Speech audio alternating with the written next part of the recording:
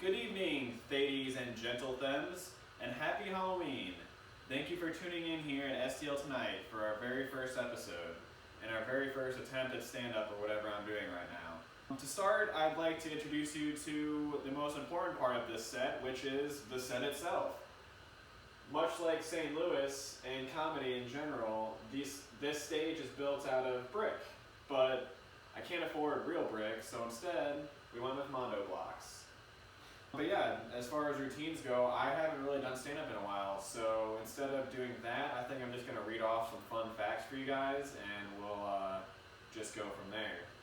First fun fact is, did you know that people in the Army have to wear boxers? Yeah, that's because they're always getting debriefed. That's how I knew that I was never going to be in the Army, because I was getting debriefed way too many times during high school. I was getting debriefed way too many times during middle school, too. That's why nowadays I only wear boxer briefs. Thanks, Manny Pacquiao.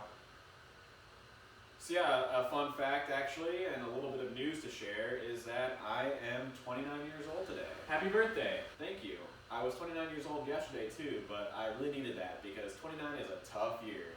All you can think about the entire year is turning 30. And age and getting older is just one of those things that kind of drives us all a little crazy, right? So for me personally, I've come up with a strategy to kind of get around it. I have decided that for my 30s, I'm just going to switch to Roman numerals. That way I'm not turning 30, I'm turning XXX, which is way sexier. Way more excited for that. Another fun fact I just recently found out was that we aren't supposed to mansplain anymore, which, to be honest, I'm great with. I was getting very tired of TED Talks. Speaking of TED Talks, ladies really seem to be into Ted Bundy lately with that new documentary on Netflix. I will admit that I've been watching a lot of murder mystery and conspiracy theory documentaries on Netflix too. I have my own theories though, completely separate from everyone else. For example, I was watching the Zodiac Killer documentary and I actually don't think he's dead. I think he just sort of became cancer and he's just killing people that way now. Hey, by the way, why don't serial killers have their own cereal yet? That just seems like a giant oversight from people who really seem to have everything else under control.